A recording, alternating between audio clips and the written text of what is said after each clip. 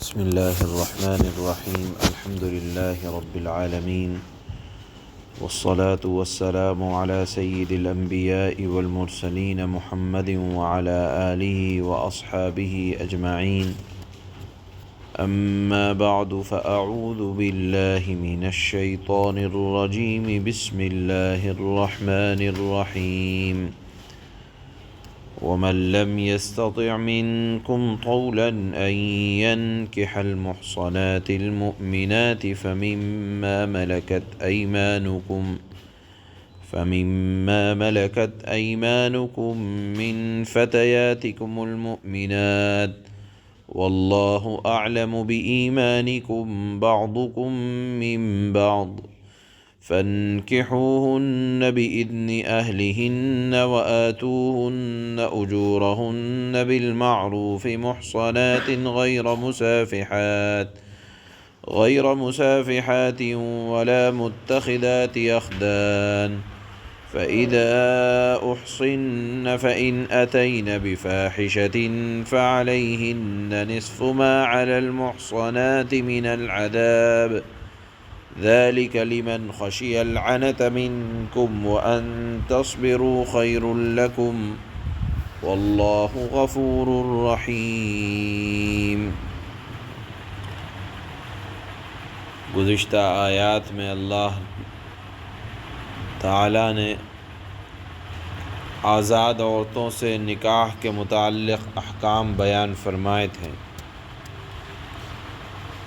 اور چونکہ آزاد عورتوں سے نکاح کے نتیجے میں عورت کی خواہش کے مطابق اس کا مہر متعین ہوتا ہے، مہر زیادہ دینا پڑتا ہے، اور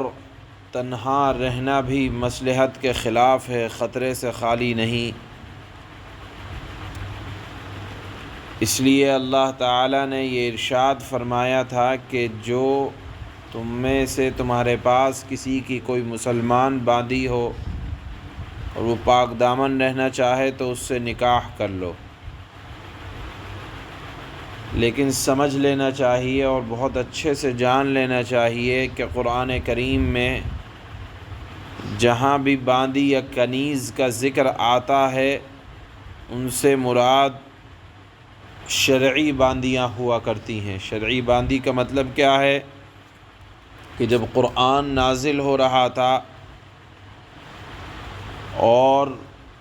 اس وقت اللہ کے نبی صلی اللہ علیہ وسلم جو دنیا کے سامنے اسلام پیش کر رہے تھے اور اس کے نتیجے میں جو جہاد ہو رہا تھا، تو اس جہاد کے نتیجے میں جو عورتیں قید ہو کر آتی تھیں، تو ظاہر سی بات ہے ان تمام عورتوں کے لیے بھی ان کے اخراجات برداشت کرنے کے لیے، قیدی عورتوں کے اخراجات کو برداشت کرنے کے لیے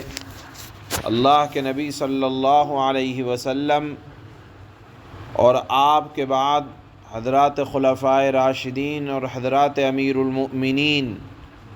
ان آنے والی قیدی عورتوں کو مجاہدین اسلام میں تقسیم کر دیا کرتے تھے۔ تو بعض تو ان میں سے خوشی سے اسلام قبول کر لیا کرتے تھے اور بعض اپنے پرانے مذہب پر قائم رہتے تھے، لیکن یہ سلسلہ اب پوری دنیا میں ختم ہو گیا ہے۔ یہاں یاد رکھنا چاہیے موجودہ زمانے میں ہمارے اور آپ کے گھروں میں جو کام کرنے والی کچھ بچیاں یا بچے ہوتے ہیں یا کسی کے گھر پہ کام کرنے والی عورتیں ہوتی ہیں، وہ موجودہ زمانے کے اعتبار سے نہ تو باندیوں میں شامل ہیں بلکہ سب آزاد ہیں، اور جن علاقوں میں اگر کسی نے کسی بچوں کو اغوا کر کے بیچ دیا تو وہ غلام کا درجہ نہیں رکھتا۔ شرعی باندی وہی ہے کہ امیر المؤمنین نے اس کو، وہ قید ہو کر آئیں جنگ کے نتیجے میں، امیر المؤمنین نے اس کو مجاہدین کے درمیان تقسیم کر دیا، لیکن جیسا کہ بتایا کہ یہ سلسلہ اب عالم اسلام میں بھی کہیں باقی نہیں ہے، تو موجودہ زمانے میں کہیں غلام اور باندیوں کا ذکر نہیں ہے۔ بہرحال اللہ کے نبی صلی اللہ علیہ وسلم کے زمانے میں تھا تو وہ شرعی باندی کہلایا کرتی تھی. اب وہ آئی ہیں، بہرحال قیدی ہو کر آئی ہیں، تو ان کا مہر آزاد عورتوں کے مقابلے میں آدھا ہوا کرتا تھا. لہذا آج کی آیت میں اللہ نے فرمایا کہ اگر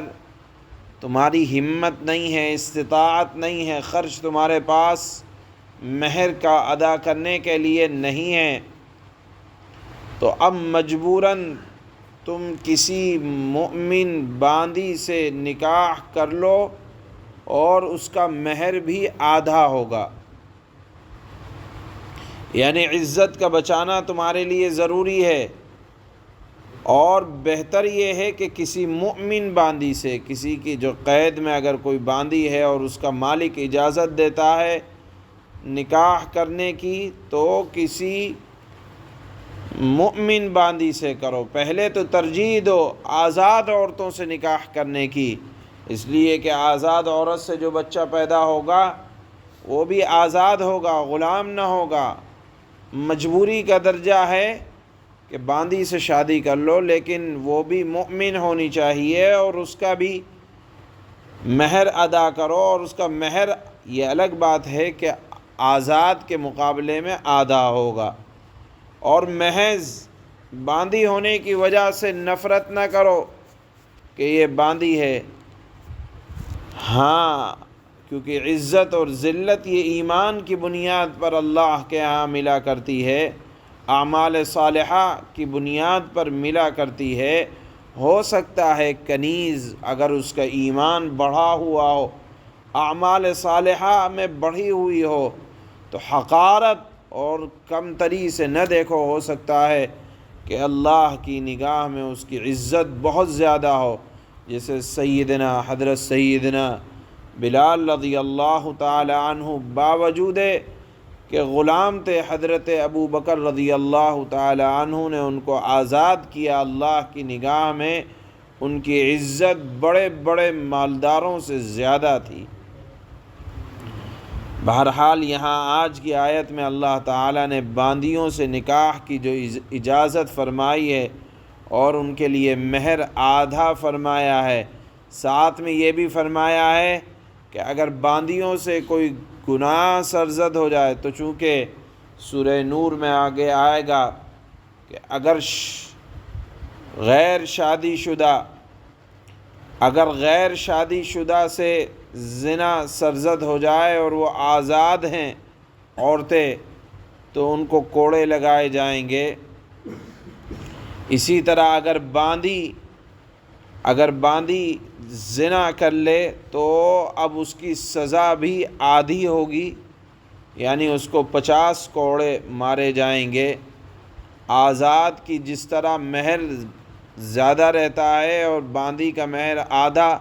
اسی طرح جب سزا کی بات آئے گی تو باندی کو آزاد کے مقابلے میں سزا بھی نصف دی جائے گی. البتہ اللہ نے آخر میں فرمایا کہ دیکھو، اگر تمہارے اندر آزاد عورت سے شادی کرنے کی ہمت نہیں ہے تو باندی سے شادی کرنے سے بہتر ہے کہ تم صبر کرو. اور اگر صبر نہیں کر سکتے اور گناہ میں پڑ جانے کا اندیشہ اور خوف ہے تو ٹھیک ہے، تمہیں اجازت دی جاتی ہے کہ باندیوں سے نکاح کر لو، لیکن سمجھ لو کہ باندیوں سے نکاح یہ مجبوری کا درجہ ہے. اگر آزاد کی ہمت ہے آزاد عورت سے، تو آزاد عورتوں سے ہی نکاح کی اجازت شریعت میں دی گئی ہے اور اس کو پسندیدہ قرار دیا گیا. چنانچہ اللہ فرماتے ہیں وَمَن لَّمْ يَسْتَطِعْ مِنكُمْ طَوْلًا أَن يَنكِحَ الْمُحْصَنَاتِ الْمُؤْمِنَاتِ فَمِمَّا مَلَكَتْ أَيْمَانُكُم مِّن فَتَيَاتِكُمُ الْمُؤْمِنَاتِ، اور تم میں سے جو لوگ اس بات کی طاقت نہ رکھتے ہوں کہ آزاد مسلمان عورتوں سے نکاح کر سکیں، کہ مہر ادا کر سکیں جو ضروری ہے،